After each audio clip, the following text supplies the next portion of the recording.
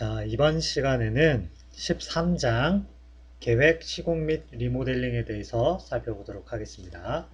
자, 그러면 바로 교재를 보면서 설명을 이어가도록 하겠습니다.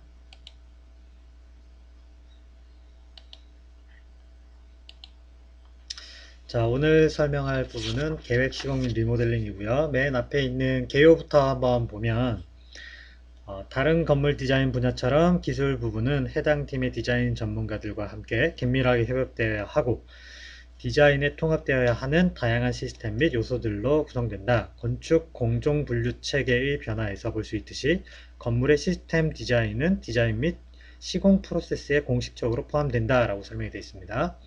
우리가 일반적으로 이야기를 할 때 디자인이라고 하는 것은 시공과 별개로 생각하기 쉽지만 실제로 디자인은 시공 단계에서도 계속해서 이제 수정 보완이 이루어지고 있는 거를 여기서 설명을 하고 있어요. 그래서 여러분들 혹시 샵 드로잉이라든지 이런 명칭들을 혹시 들어봤는지 모르겠는데, 그 다음에 설계 변경 이런 말들 좀 많이 들어봤을 거예요.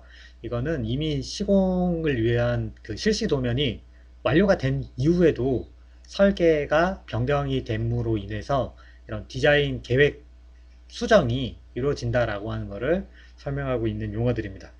그래서 오늘 볼 거는 이런 계획, 그러니까 디자인과 시공이 어떻게 이제 순서대로 진행이 되는지에 대한 여러 가지 절차들에 대한 것들을 또 이야기를 할 거고, 그 다음에 거기에서 어떠한 중요한 내용들이 여러분들이 알고 있으면 좋은지에 대한 것들이 여기에서 나올 거예요. 어, 여러분들이 이미 알고 있는 설계, 그리고 시공과 관련된 여러 가지 정보들이 많이 등장을 하고요. 거기서 여러분들이 좀 오해하고 있는 것들도 있을 수 있고, 알고는 있는데, 들어는 봤는데, 정확하게 그게 어떤 의미였는지 좀 헷갈리는 그런 내용들도 여기 아마 언급이 될 거라고 생각이 됩니다. 첫 번째 나와 있는 게 이제 계획 및 시공 단계라고 해서 13.2가 나와 있는데요. 보면 건물의 계획, 그 다음 디자인, 시공 및 관리 프로세스는 복합적이다. 대부분의 건물은 해당 기능, 예산, 물리적 상황, 조달 방식, 소유주 요구 조건, 법규, 일정 제약 및 기타 요건에 따라 디자인된 고유의 구조물이다 라고 설명을 하고 있습니다. 우리가 학교에서 공부할 때는 이제 많은 부분을 좀 약간 무시하고 설계를 하게 됩니다. 특히 여기 나오는 것처럼 예산, 그 다음에 조달 방식, 그 다음에 일정 이런 부분들은 고려 대상이 아니죠. 우리가 이런 부분까지 고려해서 설계를 하진 않아요. 그래서 보통 우리가 계획을 할 때는 법규, 그 다음에 소유주의 요구 조건, 그 다음에 건물의 기능 이런 부분에 주로 이제 집중해서 보게 되는데 실제로 시공을 위해서 우리가 설계 사무실에서 디자인할 때는 소유주의 요구 조건이나 법규 이런 것들보다 더 큰 영향을 디자인에 큰 영향을 미치는 게 사실은 예산, 그 다음에 일정 이런 부분이 될 수 있어요. 그 다음에 물리적 상황이나 조달 방식 이런 것들은 그래도 조금은 덜 하긴 한데 예산과 일정은 굉장히 좀 큰 역할을 합니다. 영향력이 굉장히 커요. 그래서 돈이 부족하게 되면 우리가 하고 싶은 디자인을 할 수가 없다. 특히 뭐 내장재 그리고 외장재 이런 것들을 좀 저렴한 재료로 변경하는 일이 사실 비일비재하고요. 그 다음에 일정의 문제는 우리가 공사를 하기 위한 기간을 뭐 1년으로 잡았는데 1년 뒤에는 우리가 예를 들어 오피스다 그러면 건물을 지을 때 임대를 목적으로 짓는 경우에는 임대인들을 이제 계약을 받죠. 그러면 1년 뒤에 그분들은 입주를 해야 돼. 근데 공사 기간이 늦어지면 거기에 대한 위약금을 물어야 됩니다. 굉장히 리스크가 크게 발생하겠죠. 그죠? 그렇다 보니까 일정에 의해서 디자인을 변경하는 경우도 굉장히 많이 발생한다 라고 하는 것을 여러분들이 알 수 있을 것 같아요. 넘어가면 13.2.1의 프로젝트 구성이라고 하는 게 나왔습니다. 그래서 건축주의 요구사항을 규명하는 계획 단계, 우리가 공부를 많이 하는 설계실에서 많이 배우는 단계죠. 건물 부지가 결정이 되고 초기 예산 및 일정이 수립되고 더 중요하게는 건축주가 생각하는 가치 또는 목표에 근거한 시설의 프로그램을 결정한다 라고 되어 있습니다. 여기서 시설의 프로그램이라고 하는 건 우리가 스페이스 프로그램이라고 보면 되겠죠. 그죠? 우리가 어떠한 프로그램, 그러니까 실들이 이 건물에 들어가야 되는지를 결정을 하고 거기에 적합한 면적, 그 다음에 조닝 이런 것들을 하게 되죠. 그죠? 그러니까 설계 전체로 우리가 건물이 지어지는 과정 전체로 봤을 때는 스페이스 프로그램을 짜고 조닝을 하는 거는 굉장히 작은 단계에 해당해요. 굉장히 적은 부분이에요. 그 뒤에 다른 해야 될 일들이 워낙 많기 때문에 이 부분은 굉장히 작은 부분에 해당하고 이 시설의 프로그램을 결정하는 데에도 큰 영향을 미치는 게 여기 나오는 예산이나 일정이 굉장히 큰 영향을 미쳐요. 예산과 일정에 따라서 우리가 어떤 프로그램을 어떻게 만들어 줄지가 굉장히 좌지우지되는 경향이 있습니다. 그래서 이런 부분은 우리가 나중에는 좀 더 신경 써야 될 부분이 될 겁니다. 두 번째, 프로젝트 조달이 있습니다. 건축주가 계획에서 완료 단계를 거쳐 건물을 준공하기까지 모든 참여자와 계약을 결정하는 단계가 되겠습니다. 여기서의 계약은 뭐 우리가 은행과 계약하는 것도 여기에 해당될 수 있어요. 그리고 설계자와 계약하는 것, 시공자와 계약하는 것 이런 것들 전부 다 여기에 해당되고요. 옆에 191페이지를 보게 되면 계약을 결정하는 단계이다 해서 그 다음에 나와 있는 말이 설계, 시공, 분리 발주 방식이라고 나와 있어요. 그러니까 설계자와 그다음에 시공자를 따로따로 계약을 하는 방식이에요. 설계는 A라는 회사에 맡기고 그 다음에 설계가 끝나게 되면 그 도면을 가지고 건축주가 시공회사를 찾아가서 B라고 하는 시공회사와 계약하는 방식입니다. 이게 분리 방식입니다. 그 다음에 단일 도급자와 협상하는 방식 같은 경우에는 설계자를 선정을 할 때 그 설계자가 어떤 시공자와 함께 협업을 할 것인지까지 고려를 해서 팀으로 하는 거죠. 팀으로. 그래서 A 설계사와 B 시공회사가 한 팀이 돼서 입찰을 들어가는 거죠. 그러면 반대로 C라고 하는 설계회사와 D라고 하는 시공회사가 또 팀을 만들어가지고 입찰을 들어가면 그 두 개의 팀 중에 내가 하나의 팀을 선정을 해서 계약을 하는, 그래서 설계부터 시공까지 한 번에 하는 그런 방식이 될 거고요. 그 다음에 단일 도급자가 디자인 및 시공을 수행하는 방식은 이거는 이제 이거 역시도 팀으로 들어가긴 하는데 이거는 별도의 컨소시엄 같은 게 만들어집니다. 그래서 회사를 차린다고 보면 돼요. 작은 회사를 하나 만들어서 계약상 회사겠죠. 차려서 그 회사에서 시공과 설계를 모두 책임지는 그런 방식이 될 겁니다. 앞에 있는 단일 도급자와 협상하는 방식 같은 경우에는 A 설계 회사와 B 시공 회사가 같이 들어오지만 책임은 따로따로 집니다. 설계상의 문제는 설계회사가, 시공상의 문제는 시공회사가 지는데 단일 도급자와 하는 방식 같은 경우에는 컨소시엄으로 들어오기 때문에 이 두 개는 하나의 회사라고 보는 겁니다. 그래서 시공에 문제가 생겨도 설계회사랑 시공회사가 같이 책임을 지는 그런 방식이 되겠습니다. 그 다음 건축주 역할을 대행하는 제3의 주체, 우리가 이거를 옆에 괄호치고 CM이라고 써있죠. 컨스트럭션 매니지먼트라고 해서 이제 CM 회사에서 건축주가 해야 될 일들을 모두 책임져서 시공회사와 설계회사를 모두 선정을 하고 공사를 진행을 하는 겁니다. 프로젝트 전체를 그러니까 관리를 해주는 겁니다. 누구 대신에? 건축주 대신에. 그러니까 건축주 입장에서는 자기가 예를 들어서 아주 큰 규모의 멀티플렉스를 만든다라고 하면 거기에 대한 전문 지식을 가지고 있기가 어렵겠죠. 투자되는 예산에 비해서 내가 전문적인 지식을 가지고 있지 못하다 보니까 여기에 대해서 시공되기까지의 전 과정을 관리하기가 매우 어렵겠죠. 설계 관리도 어렵고 시공 관리도 어렵습니다. 거기에 우리가 인테리어도 해야 되죠. 조경도 해야 되죠. 뭐 여러 가지 전기 설비, 기계 설비도 있죠. 뭐 너무 어려워요. 그죠? 그래서 그걸 우리가 다 할 수가 없으니까 전문적으로 이런 것들을 대행해주는 곳에서 이거를 관리해주는 시스템을 만들어내는데 이게 우리가 CM 방식이라고 부르게 됩니다. 그 다음 디자인팀, 도급자 및 재도급자가 건축주와 직접 계약하는 방식은 이거는 건축주가 약간 건축을 전공한 분이거나 시공을 전공한 분이거나 뭔가 이런 전공자들이 할 수 있는 일이에요. 그래서 설계회사 내가 선택을 하면 설계회사에서 보통은 나중에 인테리어를 하고 시공하는 것까지 이제 좀 관리를 해주는 역할을 하는데, 나 같은 경우에는 그런 거를 이미 다 알고 있으니까 내가 잘 아는 설계 회사에 설계를 맡기고, 인테리어는 내가 또 잘 알고 있는 인테리어 회사에 인테리어를 맡기고, 자재를 공급하는 것도 내가 잘 알고 있는 철근 회사, 그 다음에 목재를 공급하는 회사, 그 다음에 외장재를 공급하는 회사들을 각각 전부 다 내가 고르는 거야.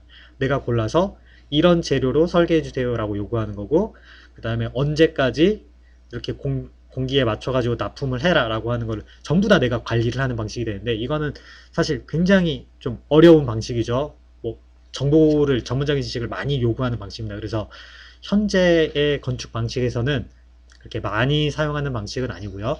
규모가 작을 경우에는 설계 시공 분리 발주 방식보다는 단일 도급자 형식 협상하는 방식을 가장 선호하고요. 그 다음에 설계 시공 분리 발주 방식을 그 다음으로 선호하고요. 규모가 굉장히 큰 경우에는 제일 많이 하는 방식이 CM 방식을 제일 많이 하게 되고요. 그 다음이 단일 도급자가 디자인 및 시공을 수행하는 방식, 이렇게 갑니다. 그래서 계약의 방식에 대해서 설명을 했는데, 이거는 이제 건물의 규모나 건축주가 얼마나 건축적으로 이런 시공이나 설계 전문 지식을 가지고 있느냐에 따라서 계약하는 방식을 좀 차별을 둬 가지고 하게 된다라고 보시면 되겠습니다. 그 다음 13.2.3의 디자인 부분에 가보면, 디자인은 둘 또는 세 단계의 프로세스로 진행이 되는데, 우리가 일반적으로 아는 거는 3단계죠. 그래서 기본 설계, 계획 설계, 실시 설계, 이렇게 나눠지는 거고요. 2단계 설계 같은 경우에는 초기 설계, 그 다음에 최종 설계, 이렇게 두 단계로 나누고, 실시 설계는 별도로 분리를 해버리는 그런 방식이 되겠습니다. 뭐 비슷하기는 하지만 뭐 큰 차이는 없지만 이렇게 방식의 차이가 있다라는 거고요. 그 다음에 여기에 우리가 디자인에 관여되는 여러 가지 주체들이 있는데, 첫 번째는 건축가, 그 다음에 토목 엔지니어, 기계설비 엔지니어, 전기설비 엔지니어, 건축주 대표, 이런 주체들이 디자인 단계에 참여를 하게 됩니다. 자, 넘어가서 13.2.4에 보면 계약, 협상, 구매 단계가 있습니다.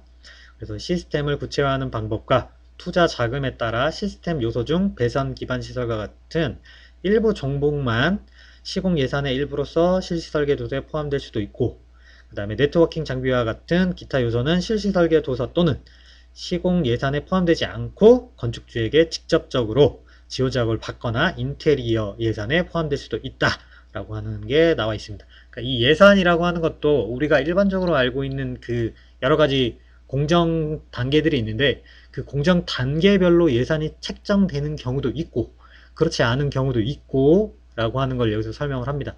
이건 앞에 나와 있던 계약 방식을 어떻게 하느냐에 따라서 달라질 수 있습니다. 그래서 인테리어 같은 경우에도 인테리어 업체를 별도로 우리가 주체를 선정할 경우에는 인테리어 예산을 따로 측정을 하게 되지만, 그렇지 않을 경우에는 이거를 시공할 때 시공 예산에 포함시켜 버릴 수도 있고, 그죠? 또는 우리가 설계할 때 그거를 예산에 반영을 할 수도 있고, 그죠?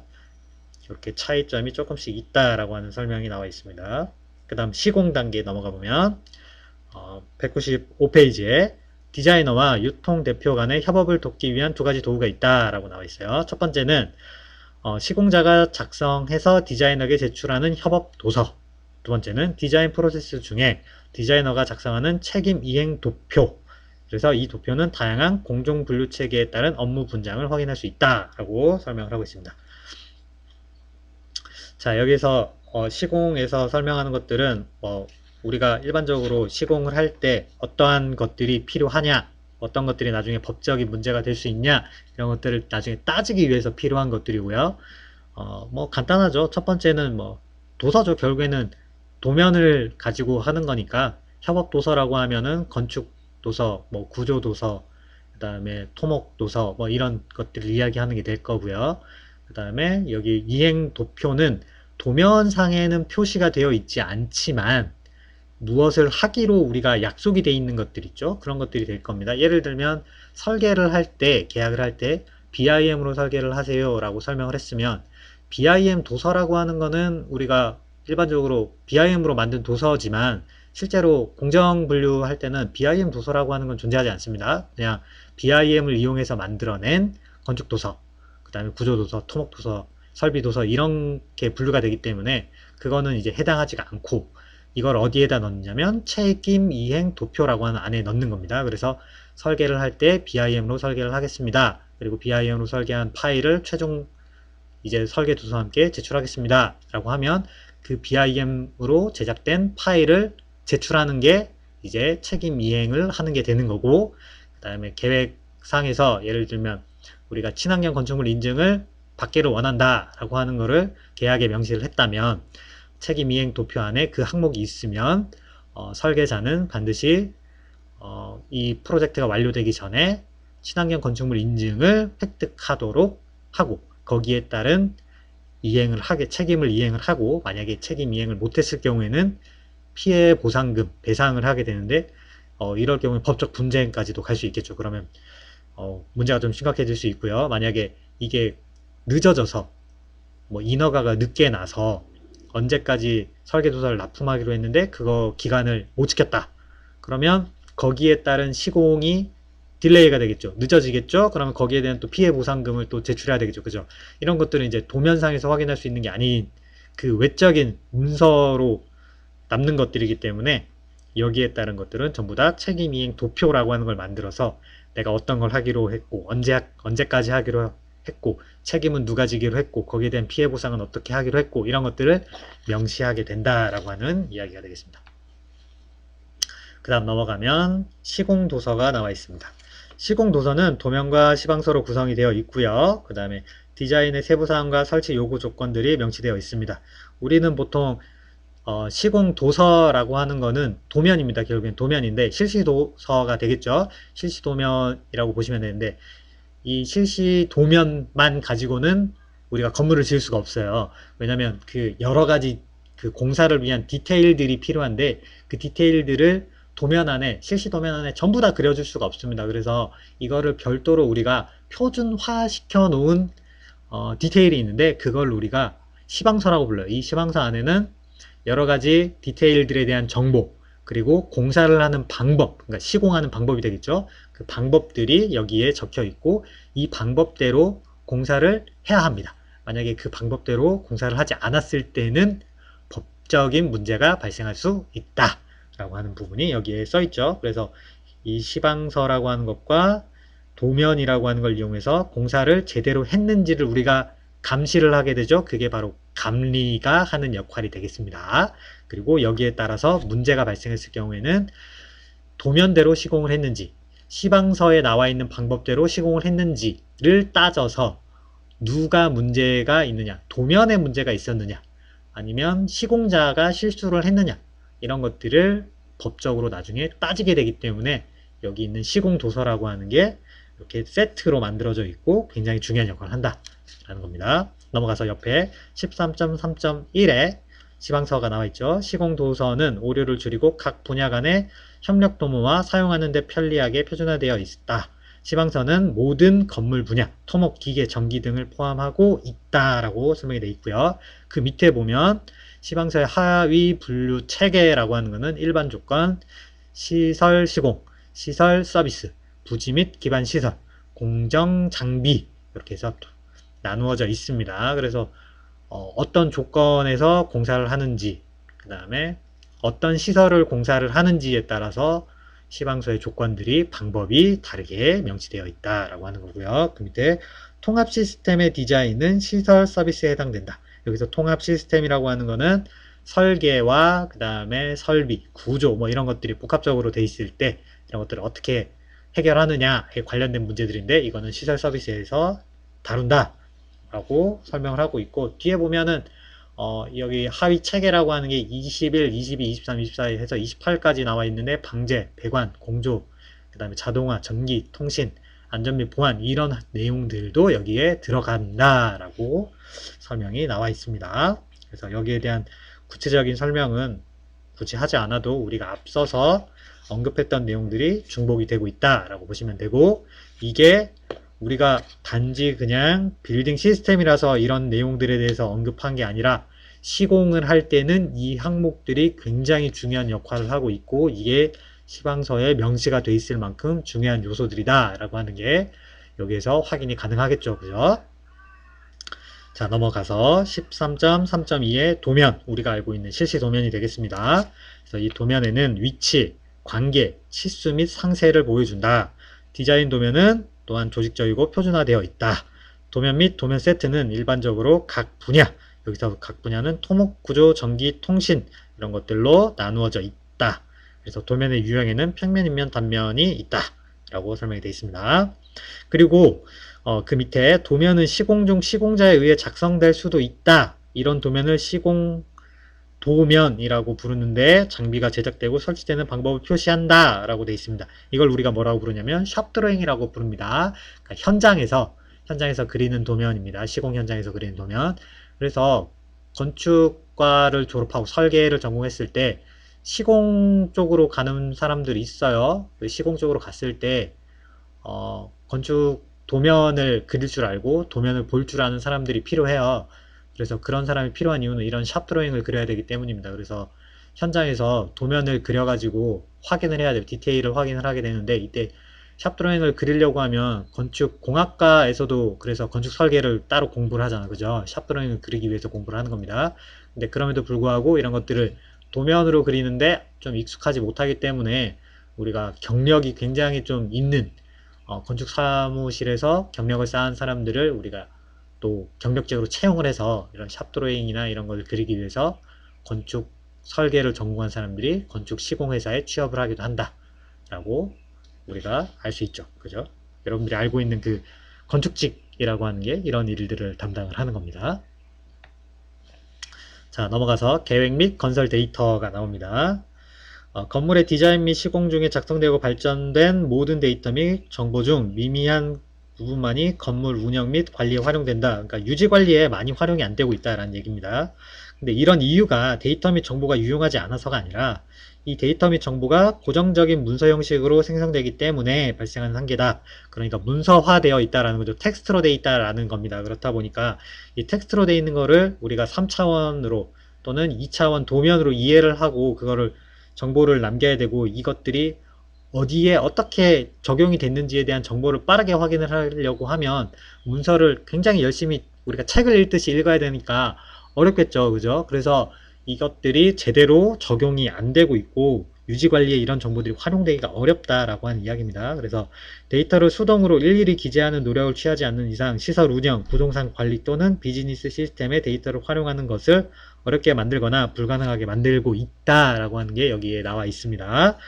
그 옆 페이지에 보면 주요 데이터라고 하는 거는 세 가지 절차를 갖게 되는데 디자인, 그 다음에 시공 절차 단계에 따라서 생성 또는 제공이 된다라고 나옵니다. 첫 번째 시공 도서 보면 건축주의 요구사항을 설명 및 도표 형식으로 구성한 법적 적격성을 요하는 중요한 문서다 라고 나와 있고요. 뭐 뒤에 간단한 설명이 있습니다. 그 다음에 넘어가면 시공 중에 이런 정보들이 만들어진다 라고 하는 거, 그리고 시공 중에 시공사, 공급자, 제조사에 의해 제작되는 문서들이 있다. 이런 것들이 시공 도면, 협업 도서, 제품 데이터, 샘플 시험 성적서, 자료 의뢰서, 시공 변경 지시서 및 도면 등이 여기에 해당된다 라는 것. 그 다음에 준공, 그 다음에 기록 문서, 부록, 서류 배열, 분야별 지시, 변경 지시, 기타 부문 및 정비 자료, 보증서 및 커미셔닝 문서가 이에 포함된다라고 설명을 하고 있습니다.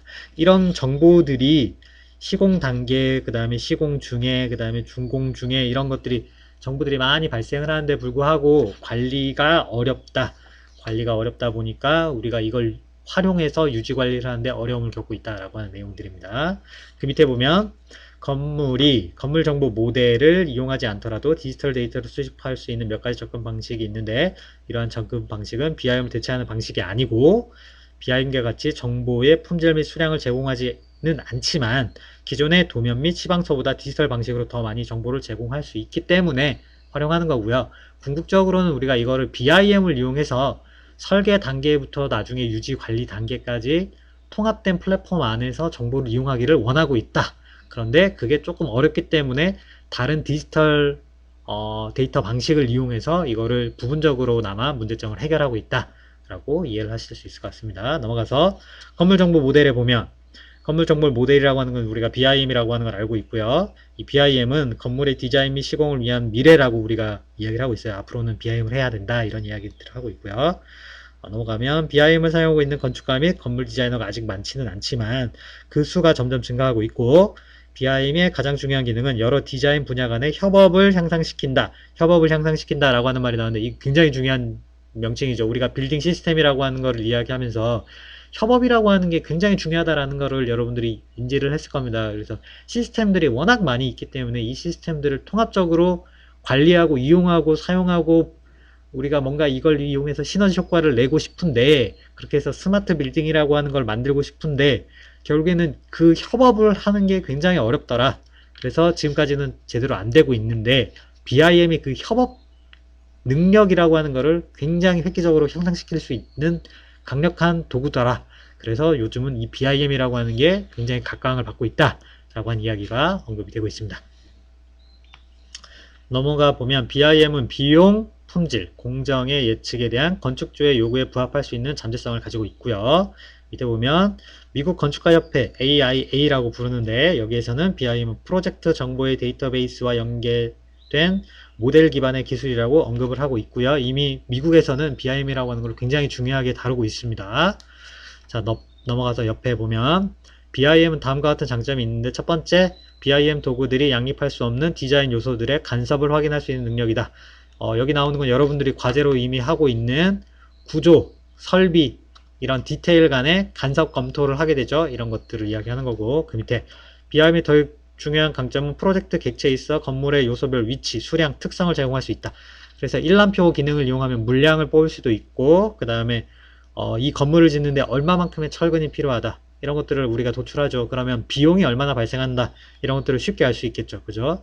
그 다음에 요소별 위치라던가 이런 것들을 정보를 알 수 있으면 유지관리에도 쉽지만, 이걸 이용해서 시공을 할 때도 쉽습니다. 그래서 공장에서 어떤 부분적으로 우리가 프리패브리케이션 기법을 사용해서 자재를 만들어서 현장으로 가지고 왔을 때 이게 어디에 어떻게 조립돼야 된다라고 하는 거를 알기가 쉽겠죠. 그래서 BIM이 유리하다라는 것. 밑에 BIM은 시설관리 부분에 점차 많이 활용되고 있고, 미국 조달청에서는 2007년부터 국가 3D 4D BIM 프로그램 하에 디자인 지원을 받는 주요 프로젝트들에 대해 BIM 기반의 공간 프로그램 정보를 요구하기 시작했다라고 하는 건데, 이건 뭐냐면 그러니까 미국 조달청에서는 이런 최신 첨단 기술이라고 하는 것들을 많이 이용해 가지고 건물 성능을 향상시키는 것들을 많이 추구하고 있어요. 특히 이런 것들이 건물 성능도 좋아지지만 비용 절감이나 이런 활용도가 굉장히 좋습니다. 그래서 이런 것들에 대한 정보들을 약간의 가이드라인으로 만들고 있습니다. 스탠다드로 만들고 있는데, 거기에서도 BIM이 언급이 되고 있고 이미 적용을 하고 있다라고 하는 이야기입니다. AIA는 건축가가 시설 관리자에게 전달하는 지적 재산을 고려해서 시설 관리를 위한 양질의 데이터를 제공할 수 있는 BIM 도입을 용이하게 하기 위해 계약조서 양식을 변경을 했습니다. 그래서 우리나라에서도 지금 BIM을 도입하기 위해서 의무화를 시키고 있죠. 앞으로는 여기 우리가 미국 기준을 좀 많이 따라가는 편이에요. 그래서 미국 기준이 또 국제 표준으로 많이 적용이 되기도 했고, 그래서 여기에 맞춰가지고 우리도 많은 변화들이 있을 거다. 지금 현재 방식들의 변화가 지금 이루어지고 있고, 변화가 점점점 가시적으로 드러날 거다라고 우리가 예상을 하고 있습니다. 자, 넘어가서 207페이지에 보면 기존 건물이라고 하는 거, 그러니까 리모델링에 관련된 이야기입니다. 기존 건물은 신축 건물과 달리 다음과 같은 기술적 시스템 및 특정 사안을 가지고 있습니다. 그래서 자동화 시스템 등 몇 가지 시스템은 오픈 프로토콜로 변경되어야 할 단독 또는 구형 네트워크 프로토콜을 사용할 것이다. 기존 건물의 케이블 배선 부족으로 주로 무선기기의 사용이 요구된다. 화재 발생 시 이를 악화시킬 수 있는 피복으로 둘러싼 오래된 케이블 때문에 안전문제가 있을 수 있다. 시설관리 보안 및 IT 별도의 부서로 설립되어 통합적인 접근 방식으로 협업하는 것을 제어할 수 있는 조직적 사안이 있을 수 있다. 뭐 이런 이야기들이 나와 있는데, 신축 건물이 아닌 기존 건물을 리모델링해서 스마트 빌딩화 시키려고 했을 때 발생할 수 있는 문제점들을 말하는 거고요. 이거를 이제 어떻게 해결하면 좋을까라고 하는 것들입니다. 결국에는 리모델링을 하는 이유는 건물을 좀 더 효과적으로 사용하기 위한 건데, 그렇게 하려고 했을 때 우리가 효과적으로 쓰기 위해서 여러 가지 빌딩 시스템들을 교체하고 변경하고 이런 많은 문제들이 있을 수 있잖아요. 그죠? 그랬을 때 이거를 어떻게 하면 좋냐라고 하는 거고, 그거를 이제 효과적으로 하기 위한 방법은 어떤 것들이 있냐라고 하는 게 뒤에 언급이 되어 있는 겁니다.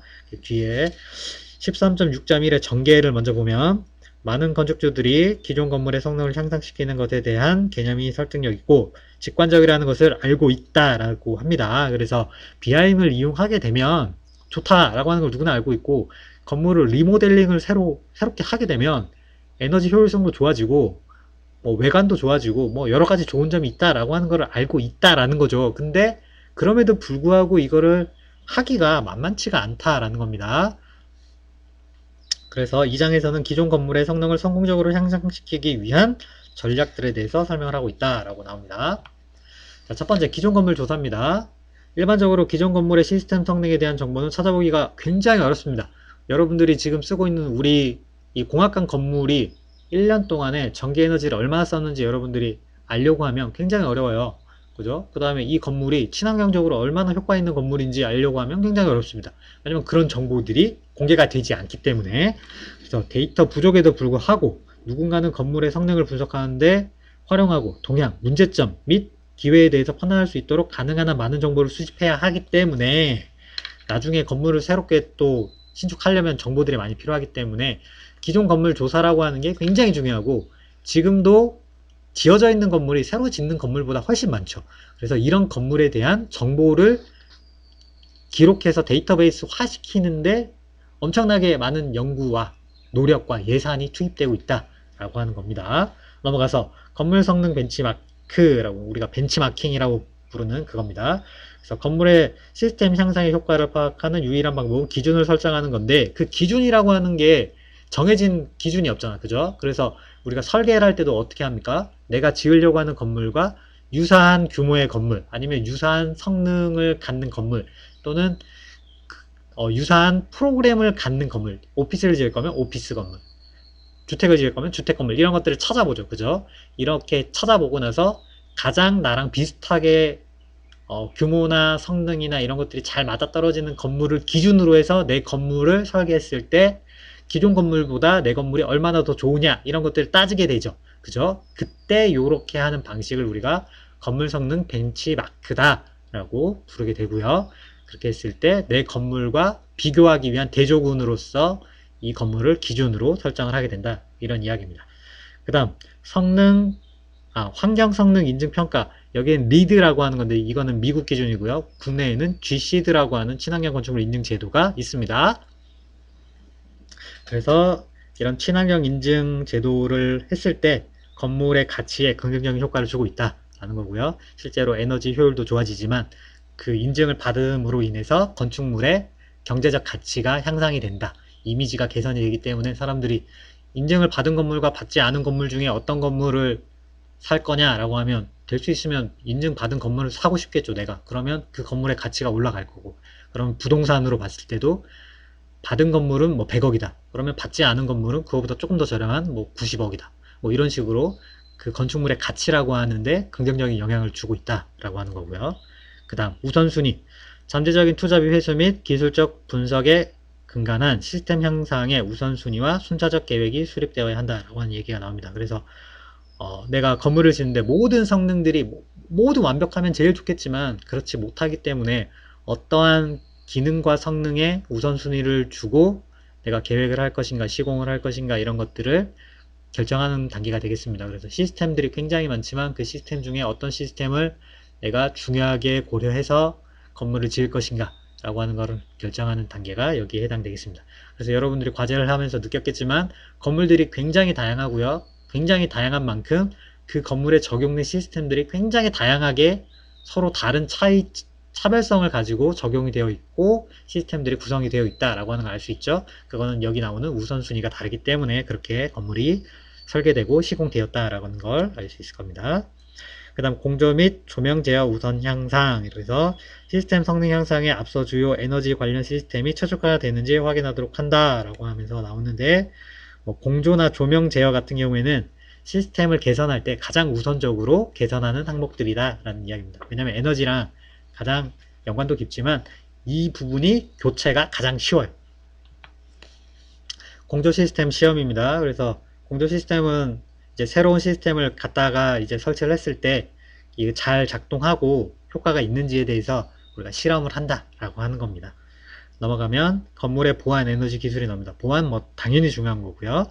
그 다음에 에너지 기술 같은 경우에는 더 나은 건물 에너지 관리를 위해서는 모든 에너지 및 유틸리티 시스템을 개량하기 위한 센서 시스템과 전력 관리 시스템의 설치가 필요하고, 건물이 일반적인 업무 시설의 경우 제시자가 감지하게 되는 기술적 편의가 가진 가치에 대해서 판단해야 된다 라고 설명을 하고 있습니다. 그래서 시스템이 뭐 좋다고 해서 무조건 설치를 하는 게 아니라, 그걸 설치했을 때 어떠한 효과가 있고 그 가치가 설치했을 때랑 안 했을 때랑 어떻게 다른지, 그게 훨씬 더 좋으냐 라고 하는 것들을 따져볼 필요가 있다라는 거죠. CCTV가 중요하긴 한데, CCTV를 복도에 설치할 거냐 개별실 안에 설치할 거냐를 따졌을 때 개별실 안에 설치하는 것도 필요하긴 한데, 개별실 안에 설치함으로 인해서 발생하는 프라이버시 침해들도 있을 수 있죠. 보안상의 문제. 그러면 설치하면 안 되죠. 그죠? 이런 것들을 따져봐야 된다. 이런 이야기들이 되겠습니다. 넘어가서 시스템 모니터링, 그 다음 관리, 운영 향상, 이런 것들을 위해서 통합적인 관리가 요구된다라는 이야기를 하고 있는 거고요. 맨 밑에 단락을 보면 건물 시스템 데이터, 시설 관리 시스템, 비즈니스 또는 자산 관리 시스템이 건물 향상에 유용한 정보로 통합될 수 있도록 하기 위한 오픈 시스템이 특히 중요하다라고 설명을 해요. 여기서 오픈 시스템이라고 하는 걸 우리가 어떤 의미로 계속 앞에서 얘기했냐면 통합된 플랫폼이라는 걸로 계속 설명을 했어요. 하나의 통합된 플랫폼 안에서 이 시스템들이 적용이 될 수 있도록 만들어줘야 된다라고 하는 이야기를 하는 거고, 그래야 모니터링도 잘 되고 관리도 잘 되고 운영도 잘 된다라고 하는 이야기를 했었고요. 여기에서 또 한번 거기에 대한 내용을 언급을 하고 있습니다. 자, 이렇게 해서 13장에 나와 있는 계획, 시공 및 리모델링에 대한 설명을 마무리를 하겠습니다.